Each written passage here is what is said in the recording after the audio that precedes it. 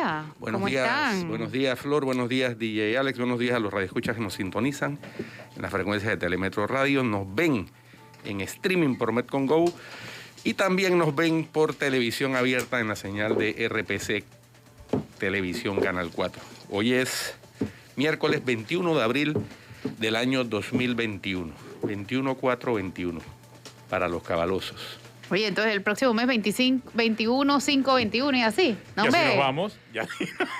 Bueno, Está sí. como barato eso. Bueno, pero es que todos los 21 del 21 tienen su connotación para los numerólogos, ¿no? No, hombre. Bueno, Es chévere cuando es de que 11, 11, 11, 10, 10, 10. Pero eso es como una vez cada buen rato, no di que todos los meses, qué pereza. Sí, eso es una vez al año, cada año. Exacto, el otro es una vez cada mes. El otro es 12 veces al año. Hombre. Estuvo buena.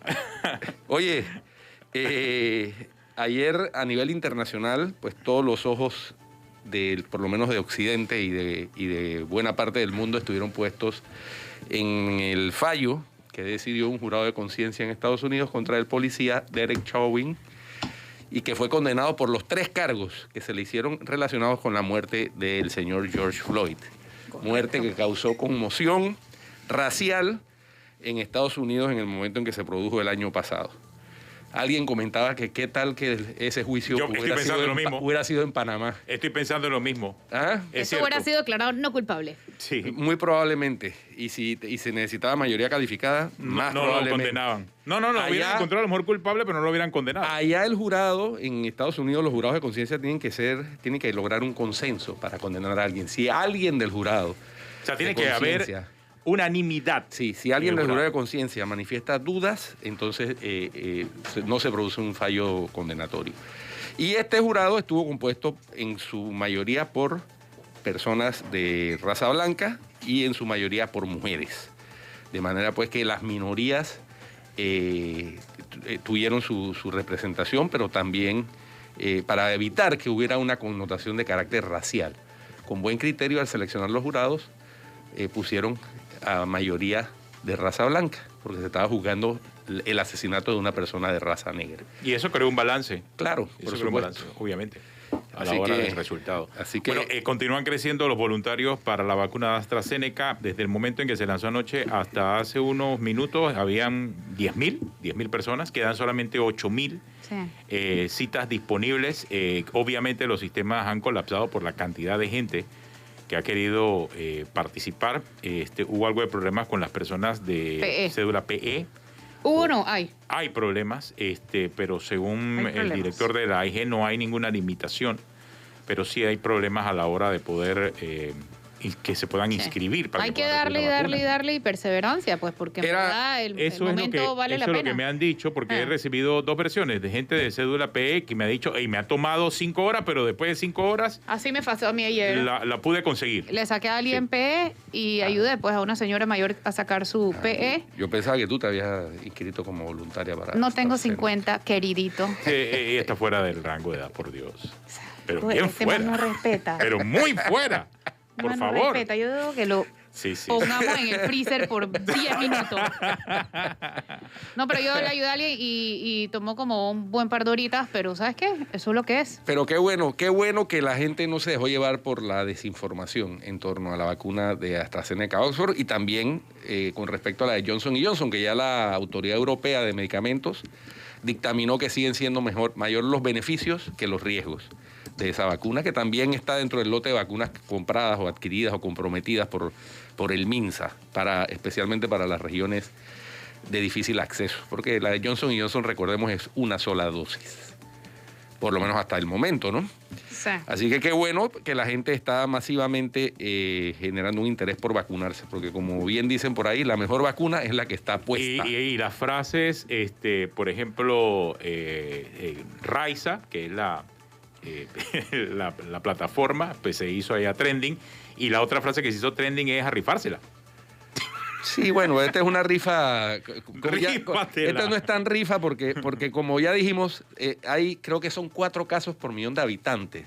O algo menos. La proporción rifársela a Tenógenes del Carmen es ir a sepelios multitudinarios. Rifársela es ir a, no sé, a una fiesta en Atlapa. Esto como... Rifársela, tú sabes, eso es rifársela. En un grupo de chat en que yo estoy. Es ir a una fiesta de cumpleaños, así es. Saltar y bailar. Y no usar mascarilla. Y no usar mascarilla. Ni tener... Eso es rifársela. Eso es rifársela. Pero vacunarse físico. no es rifársela de verdad. Sí, no. Como en un grupo de chat alguien planteaba la inquietud de si qué recomendaba a la gente, si debía o no vacunarse, anotarse como voluntario en la vacuna de AstraZeneca. Y otro curioso le dijo, mira, hay más posibilidades de que lleguen los aliens y te secuestren a que te pase un trombo con la vacuna de AstraZeneca. Y ya, así es. O sea, no es rifársela para tener una buena protección para si le da COVID, es que mi querido amigo no quede hospitalizado ni quede en una unidad de cuidados intensivos. Y ante la expectativa que ha levantado la vacuna de AstraZeneca, creo que el gobierno inclusive ha podido testear en tiempo real el interés que existe en la vacuna. Lo que quizás a lo mejor cambie la política de las vacunas que vienen de AstraZeneca. Porque hay 18.000, estamos hablando de que en estas 18.000 pues se hizo de forma voluntaria. En el caso de Costa Rica se incluyó dentro del programa de vacunas normales y se está vacunando Pfizer y AstraZeneca. Entonces no va a haber, por lo visto, un rechazo mayoritario al uso de la vacuna. El doctor Xavier Sáenz Llorens posteó ayer una gráfica de cómo se ha reducido, gracias a la vacuna AstraZeneca Oxford, que es la única que se está usando en el Reino Unido, cómo se ha disminuido dramáticamente la cantidad de muertes, pero dramáticamente, o sea, es una caída impresionante. Entonces, sí, habrá alguno que otro caso, muy contado, 1 o 2 o 3 entre cada millón de habitantes, que tenga alguna reacción adversa. Pero eso pasa con todas las vacunas, con todos los medicamentos. Es decir, eso no es porque estas vacunas contra el COVID tengan algo nocivo, perverso, no. Es normal. Hay que romper ese tabú y esa animadversión que algunas personas se han encargado de promover también. Hay que decir las cosas como son. Pero por supuesto. Innecesariamente. Pero creo que al final son los menos, porque si no, no hubiese afortunadamente, tanto apoyo a afortunadamente, la sensatez ha privado. Sí.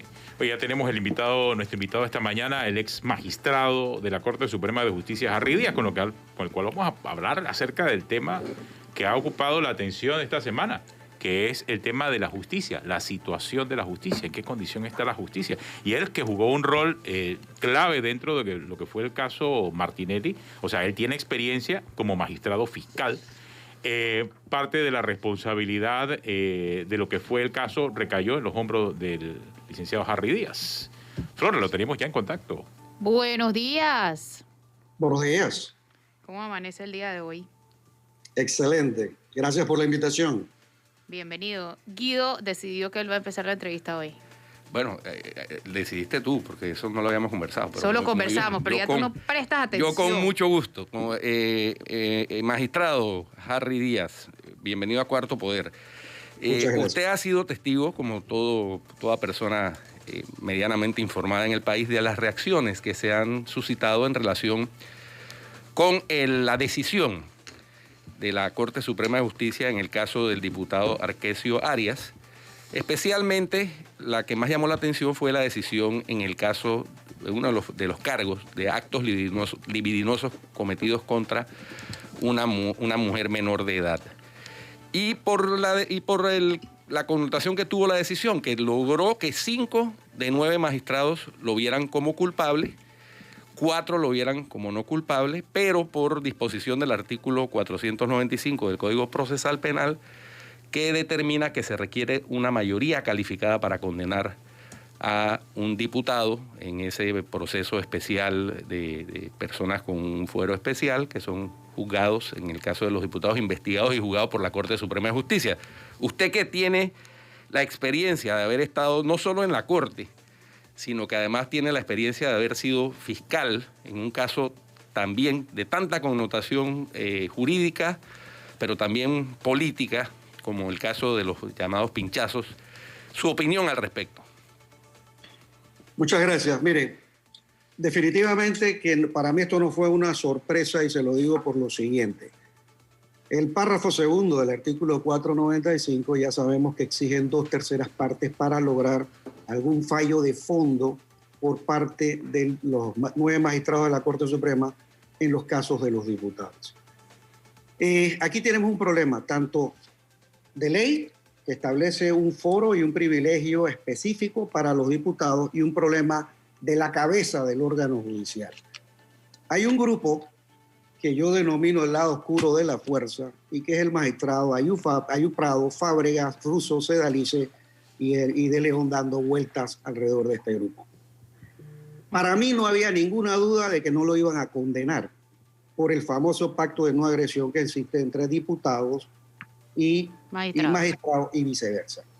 Y esto es así porque hemos visto a lo largo de muchísimos años cómo tanto los diputados le archivan expedientes a los magistrados y viceversa, los magistrados le archivan expedientes a los diputados. Sencillamente al final no se llega a una condena, como pasó en este caso. Me preguntaban que si esto era inédito. Bueno, este es el primer precedente que se da de 5-4.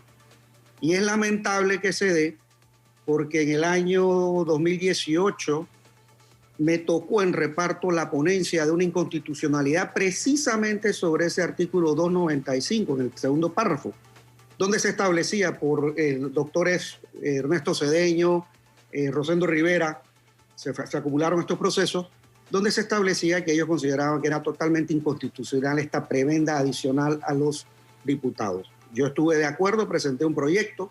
Ese proyecto decía que se declaraba inconstitucional el segundo párrafo.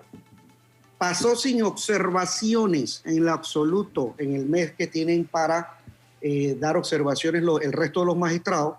Sin embargo, cuando empezó el tema de la recolecta de firmas, Ayub Prado empezó a señalar de que esto no podía ser y empezó a conseguir adeptos y cambiaron la estructura del fallo, quedando el magistrado Fábrega de ponente de un nuevo fallo donde se señalaba que no era inconstitucional. Así que este caso del magistrado Fábrega que lo falló, quisiera ver cómo se sentiría ahora que él mismo lo declaró culpable, pero que este señor sencillamente no va a ser condenado porque ese artículo que establece una prebenda adicional a los diputados... Una segunda prebenda.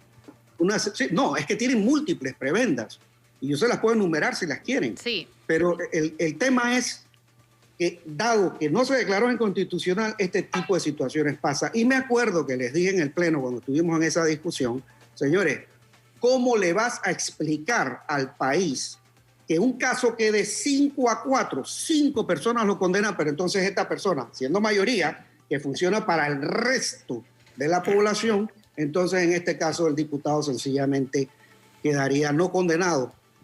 Punto. Y no tienen que estar usando la palabra no culpable. Ese contexto de no culpable solamente se usa para los jurados de conciencia. Los tribunales de juicio oral y la Corte no puede hablar de no culpable. Tiene que condenar o absolver como dice la ley. ¿Cuál es exactamente la diferencia entre no culpable e inocente? Bueno, es que no culpable es lo que te establece el artículo 444 para los temas, lo dice la ley, para los temas que tienen que ver con jurados de conciencia, es decir, personas que no son doctores en derecho, preparados en derecho, y le dicen, señores, tú fallas en base a conciencia, le dice si es culpable o no culpable. Pero para efectos de los fachos del Tribunal de Juicio Oral, la ley exige, y te lo establece el 427 con suma claridad, que la obligación es condenar o absolver. Por eso he dicho que el caso anterior de estos magistrados de juicio oral, Tejera, Caballero y Vergara, creo que es, sobre el caso de pinchazos, es totalmente absurdo, porque ahí no hubo absolución. Eso de no culpable no existe.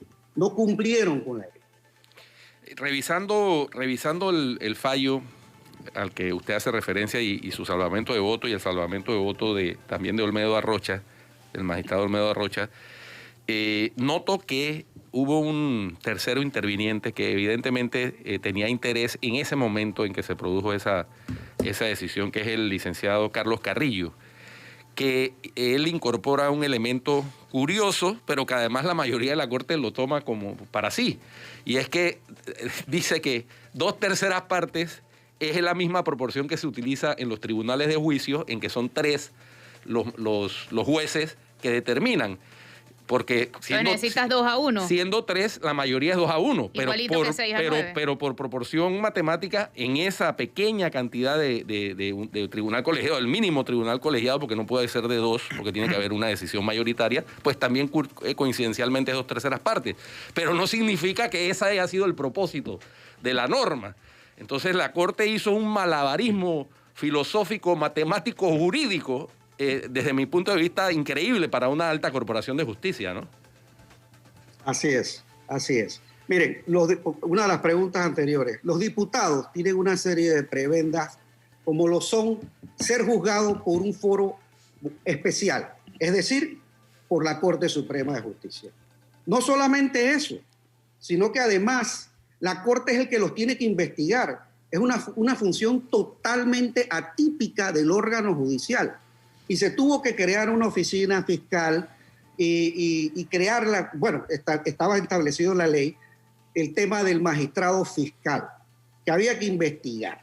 Entonces, no solamente tienes estos 3 beneficios, sino que le adicionas el hecho de que había que para enjuiciar a un diputado tener la prueba idónea. Estas locuras se establecieron con la famosa ley blindaje de la ley 55 del 2012.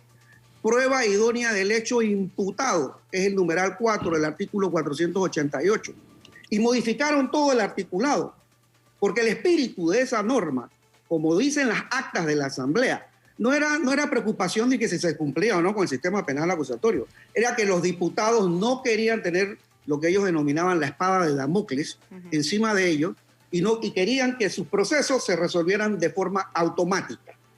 Entonces establecen un procedimiento que era extremadamente dificultoso, una prueba idónea para poder admitir un proceso. ¿Y qué pasaba? Y ahí la mentira repetida por el grupo de Martinelli, decir que me saltaste la imputación. No, señor.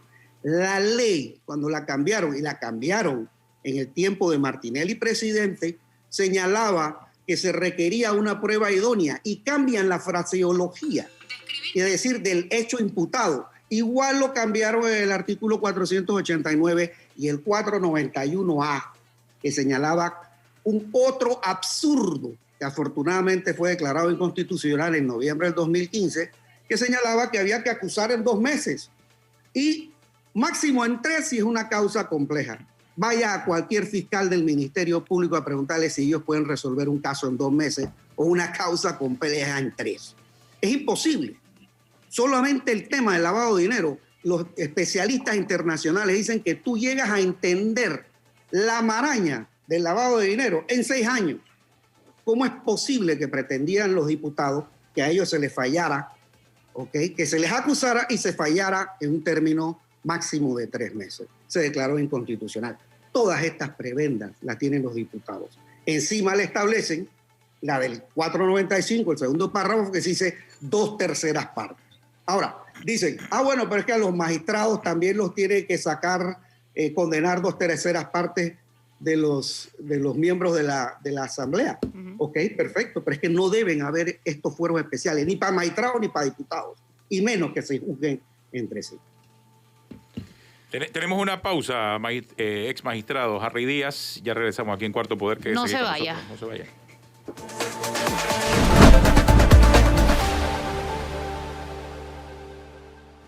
Ya estamos de regreso con más y estamos con el ex magistrado de la Corte Suprema de Justicia, Harry Díaz. Yo quiero cambiar un poquito de tema y preguntarle su opinión. ¿Nos está escuchando?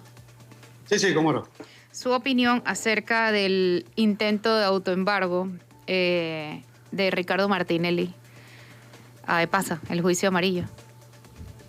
Desconozco y prefiero no hablar sobre temas que no he leído directamente, ni siquiera he estado al tanto de esto porque estuve de viaje y regresé hace poco. Pero hay un tema que yo sí quiero tocar y es que lo hemos señalado, la cabeza del órgano judicial. Ningún cuerpo puede funcionar bien si la cabeza no funciona. Es decir, tanto biológica como persona jurídica, si la cabeza no está bien, mal se le puede pedir al cuerpo que funcione bien. Y lo digo porque hoy en día el presidente Cortizo nombró 3 magistrados. Hizo 3 excelentes designaciones que fueron ratificadas. María Eugenia López, Maribel Cornejo, Carlos Vázquez. Excelentes que junto con Olmedo Arrocha, nombrado por Varela, representan lo que yo considero la reserva moral de esa corte. Sin embargo, todavía están en minoría. Este año salen 2 y finalmente sale Ayub Prado en diciembre del próximo año. Es fundamental que el presidente Cortizo no se equivoque al nombrar designados, que se olviden de partidismo, que se olviden de amiguismo, que lo importante es que la Corte funcione.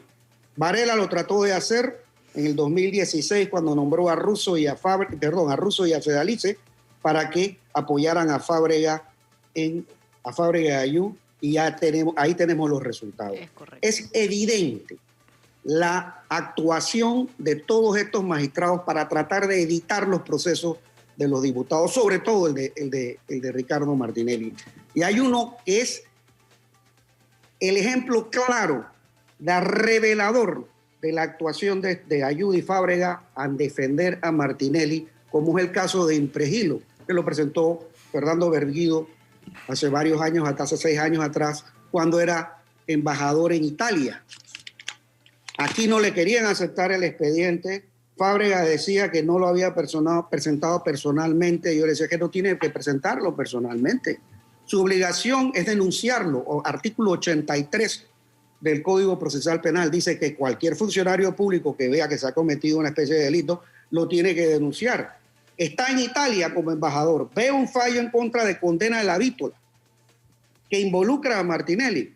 Él lo envía y dice, señores, aquí está la Cancillería lo manda. No lo querían aceptar. No, que él tenía que venir personalmente. Eso no es lo que dice la ley. Fue un problema muy grande que se admitiera ese proceso de Impregilo contra Ricardo Martinelli. Finalmente, y a pesar de todo, se admitió. Fábrega entonces dice, bueno, yo voy a mantener mi ponencia, a pesar de que se había negado a admitirlo. Otra cosa que decían ellos, sobre todo Fábrega, que era el ponente, era, este fallo no involucra a Martinelli, perdóname. Tú leíste el fallo te lo trajeron autenticado del italiano y te dice, por lo menos en 2 párrafos, en distintas páginas, que Ricardo Martinelli estuvo metido en actos de corrupción en esta trama de Impregilo. Lo dice clarito. Cuando yo les leo ese párrafo, porque el proponente decía que no, entonces no les quedó más remedio que admitirlo. Fábrega no hizo absolutamente nada con ese expediente. A mí me tocó ser magistrado de garantía en ese expediente.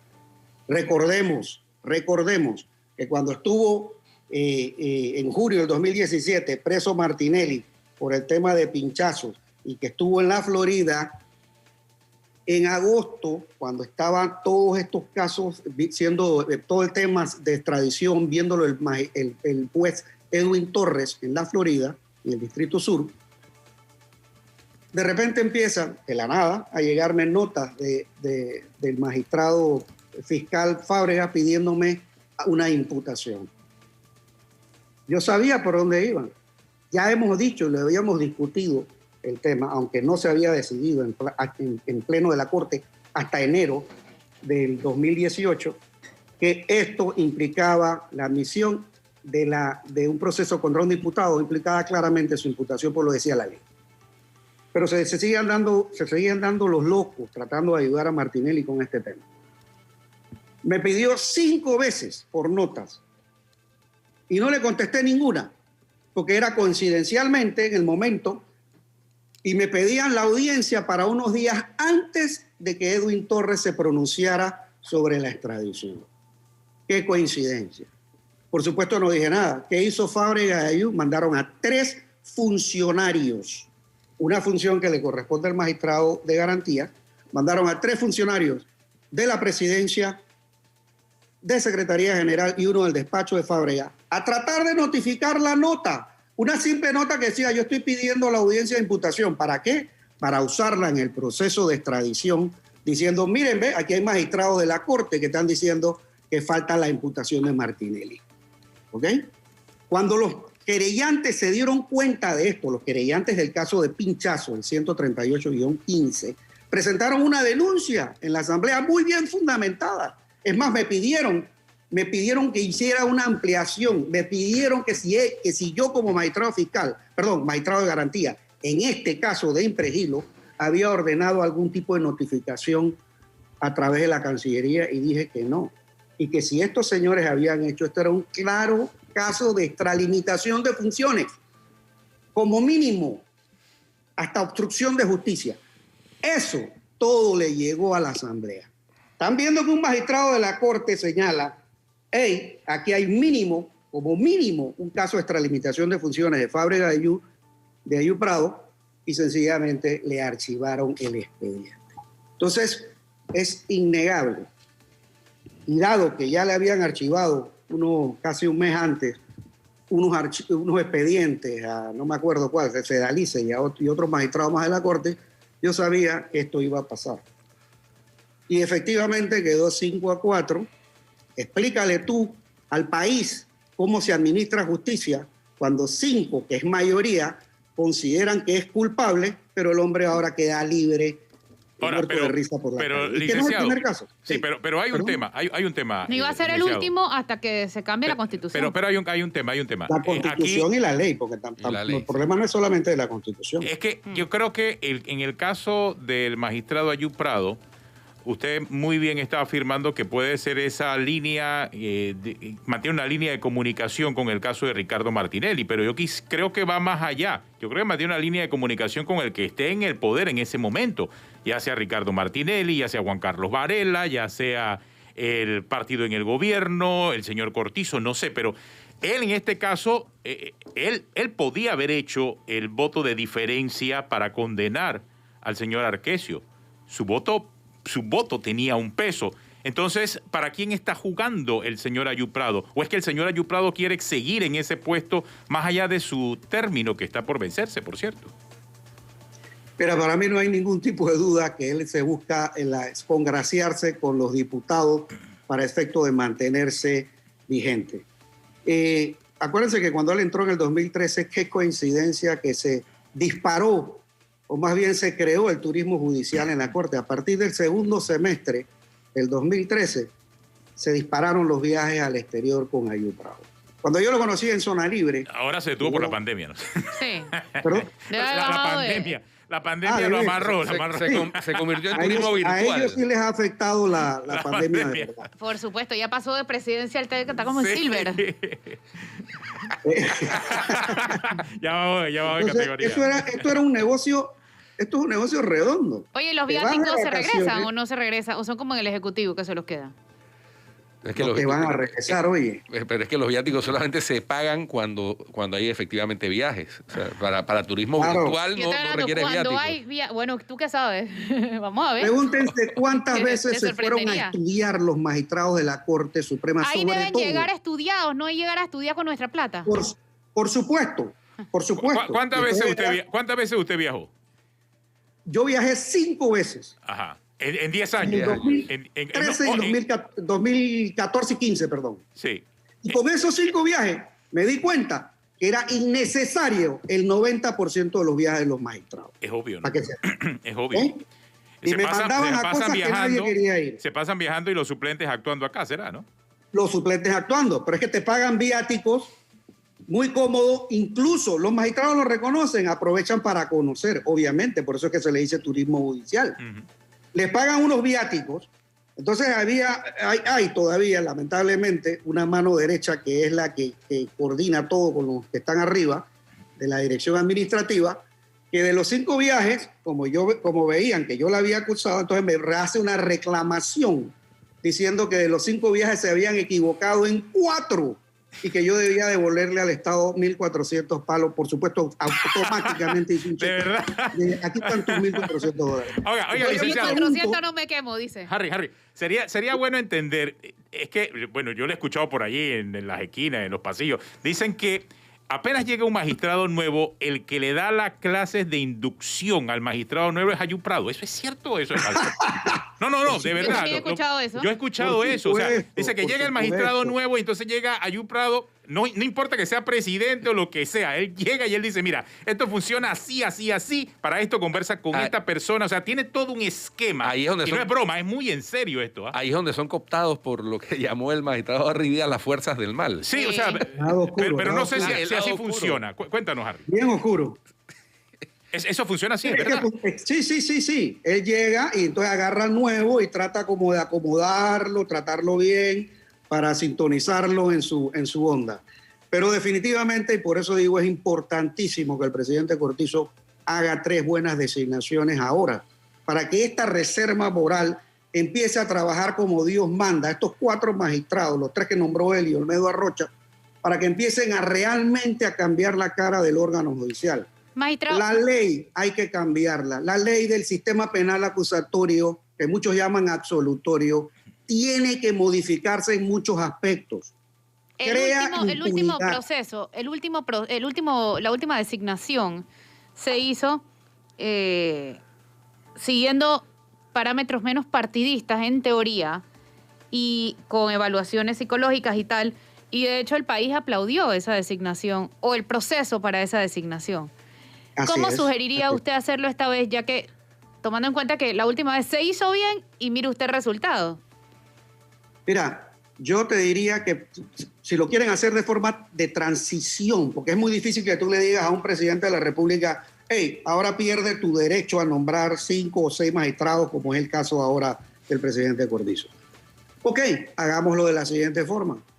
Uno lo nombras tú y el otro que te lo proponga la sociedad civil, pero todos, uno que tenga que salir del órgano judicial, ok, propuesto por la sociedad civil, y el otro lo puedes poner tú, pero tienen que pasar esas evaluaciones públicas.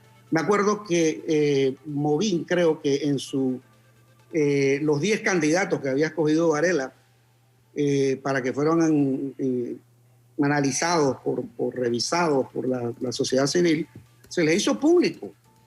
Y nunca me olvido que Salí se quedó de 9º.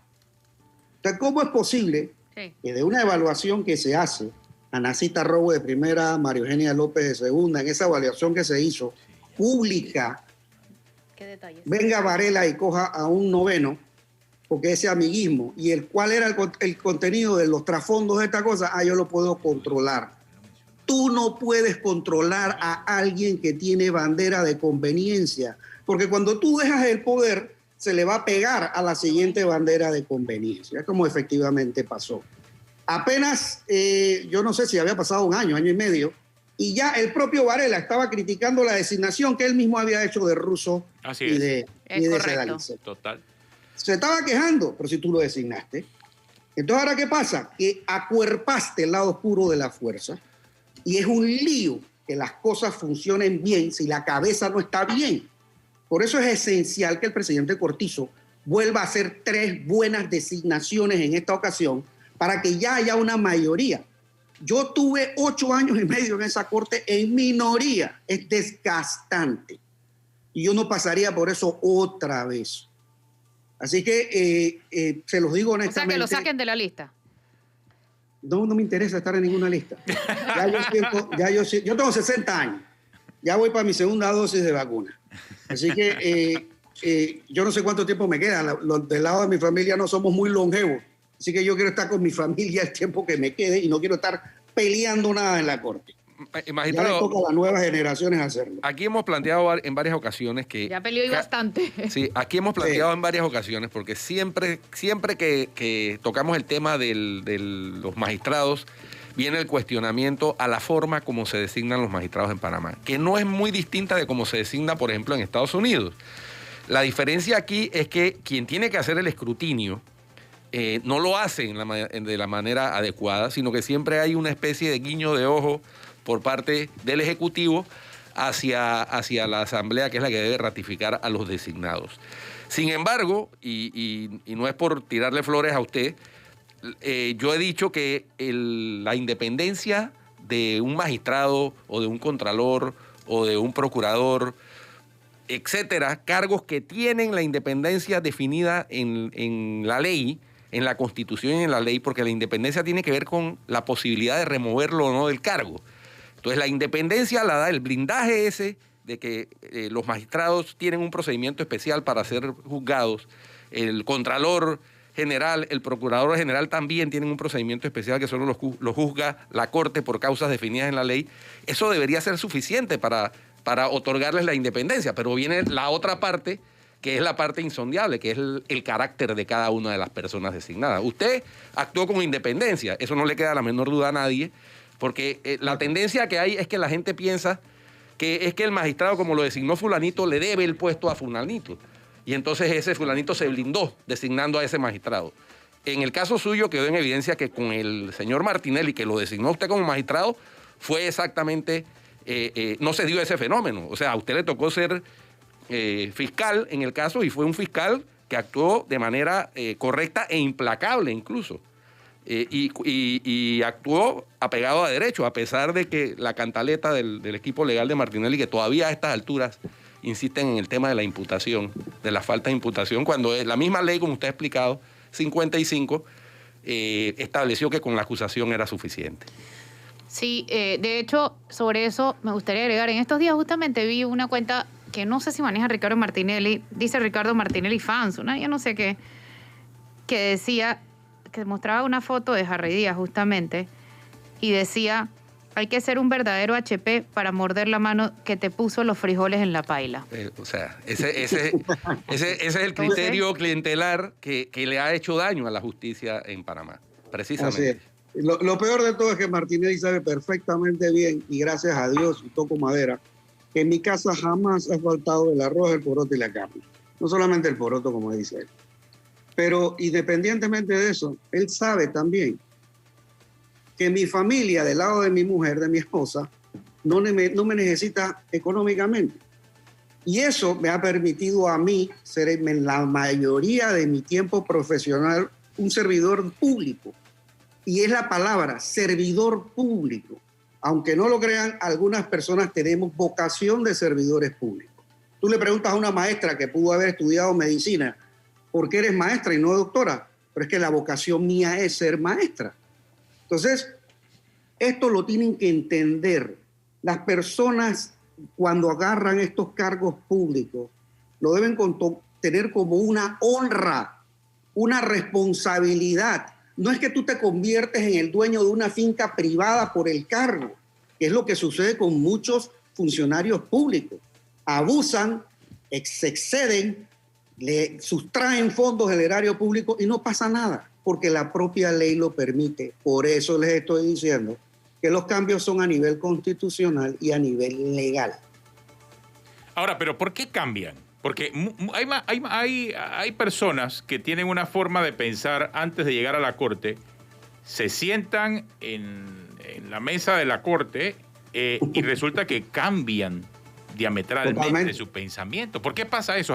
¿Por qué en el caso suyo no le ocurrió y por qué a muchos otros sí le pasa? Estamos viendo también que algunas de las designaciones de las nuevas magistradas tampoco, o sea, ellas están mostrando un comportamiento muy alineado con el derecho, pero a la gran mayoría de los que allí se sientan les pasa. Muy sencillo. A ustedes cuatro, a nosotros cuatro que estoy viendo en la pantalla, tenemos valores morales educados en la familia. Nada nos va a hacer cambiar, ni nos vamos a desviar por la esencia del poder o de la arrogancia, que pasa en muchos casos con personas que no tienen los mismos valores morales. Y ahí radica, cuando hablan de educación, es cierto, sí falta educación, pero sobre todo también educación moral dentro de la familia y las escuelas. Así que en la medida en que exista gente que solo piensa en ellos y los nombren en estos cargos, esto va a seguir ocurriendo. Esto no es nuevo, esto viene de hace miles de años atrás. Entonces, algo está fallando y algo tenemos que corregir. Pero definitivamente que hay que establecer cortapisas en la Constitución y en la ley. Por ejemplo, una de las tantas cosas, el artículo 215 de la Constitución señala que la ley procedimental debe ser sin formalismos, economía procesal. ¿Para qué? Para lograr el objetivo de la ley sustancial del bien tutelado. Sin embargo, esto de tener justicia tardía, siempre he dicho, y lo ha dicho mucha gente, que justicia tardía no es justicia. Y esto es lo que hay que tratar de mejorar los sistemas. Por aras de darle excesiva protección o garantías a la persona que es imputada o procesada penalmente, entonces nos vamos a un extremo. Por ejemplo, que el imputado tenga que estar en todas las audiencias. ¿Por qué? El imputado debe tener el derecho a estar en las audiencias si quiere, pero no tiene que ser un requisito sine qua non si para eso están los abogados. Ahí ven todos los casos de las personas que se van del país sencillamente para evadir la justicia. Mientras no esté en la corte no me puedes procesar. Estos son absurdos. Cualquier persona que, yo cambiaría la ley, cualquier persona que se va de viaje, ¿ok?, puede seguírsele un proceso después que se pasa un mes fuera del país. Precisamente para evitar esto. ¿Cuántos exfuncionarios públicos no se han ido del país a sabiendas de que se les ha dicho que tienen casos de sustracción de bienes del erario público? Eso para darte un ejemplo, solo para darles un ejemplo. Y aparte de todas estas cosas de los diputados, y por eso es que yo siempre mencioné que había premeditación en las actuaciones de diputados y del propio presidente Martinelli, es que también en el año 2013, con la ley 35, se modificó la prescripción de la acción penal, se redujo a la mitad. Y yo decía en el proceso de pinchazo, señores, todos estos son actos de premeditación.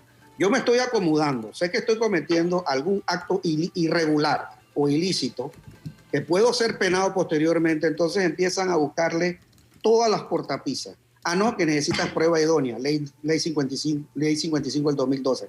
Ahora destruyo el concepto de la prescripción eliminándole la mitad del tiempo necesario, el artículo 116, el numeral 1.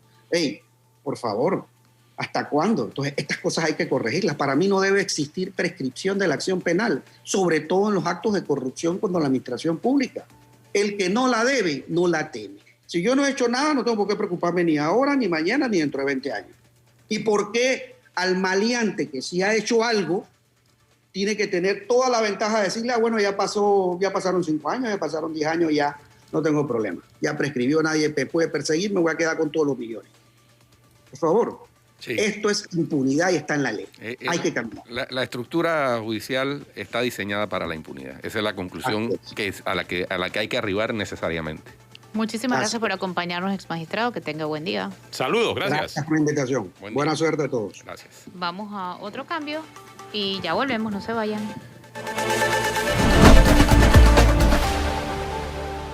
Continuamos. Muy buena la entrevista con el ex magistrado de la Corte Suprema de Justicia, Harry Díaz. Harry Díaz. Él vivió dentro del monstruo. Sí, sí. La ventaja con el magistrado Harry Díaz es que él dice las cosas como son. O sea, es franco.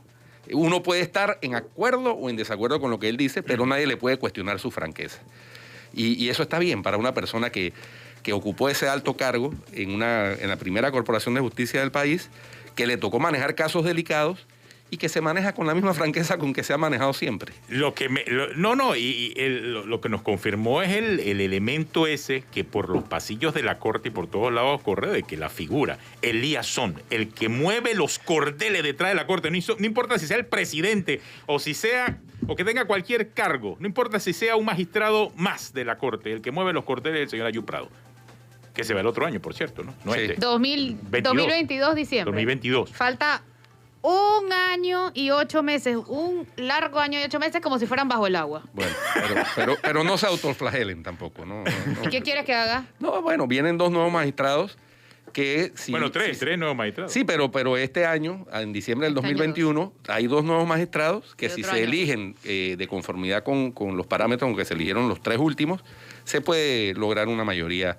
La Corte ya comienza a cambiar. Comienza a cambiar, sí así es. Pero no es bueno eso. O sea, no puede ser posible que un magistrado tenga tanto poder, que un magistrado sea el que maneje los portuarios, un magistrado sea el que mueva, sea la mano que mece la cuna. Pero, Atenógenos, y encima todo el mundo lo sabe. Eso es porque los otros se lo sueltan, se lo conceden, porque no hay ninguna...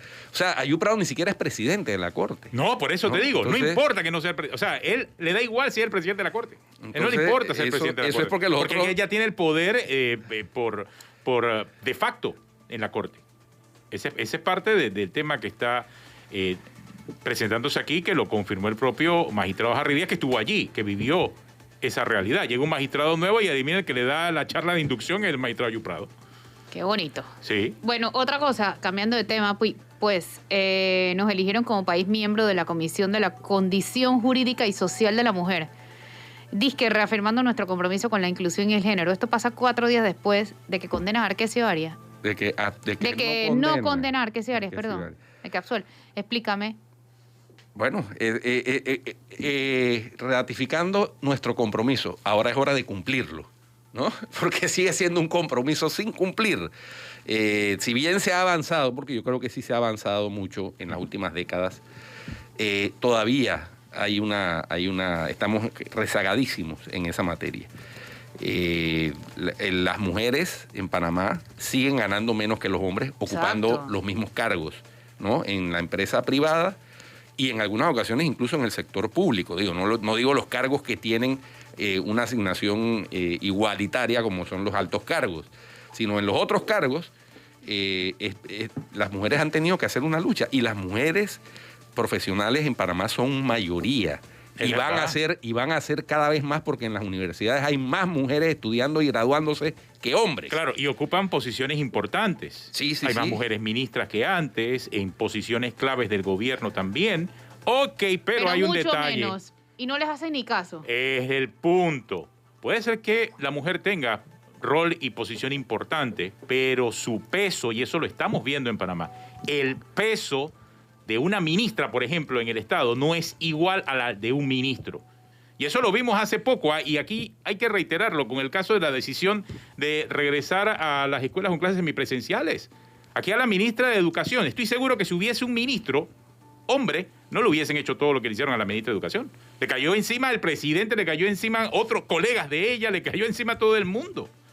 Eso es un solo ejemplo de algo que acaba de ocurrir, pero no pesa igual. Colegas y congéneres. Sí, además. no pesa igual. Sí, no. No pesa igual. La voz de la mujer todavía. Tenemos ese compromiso. Salvo en este programa, claro está, ¿no? En este programa es la excepción. No, esto es la excepción porque En aquí, este programa, en esta cabina somos 4. la voz de Flor pesa más que la de todo lo que estamos aquí. Sumados. ¿O no? Sumados. ¿O no? Hasta el DJ, Aberman. Claro que sí. Esta es una excepción. Claro. Así debe ser. Ustedes vieron a Flor hoy dirigiendo de quién Sí. inicia la entrevista y todo. O sea, eso es con hechos que lo sustentamos. Ella lo nuestro sustenta. dicho.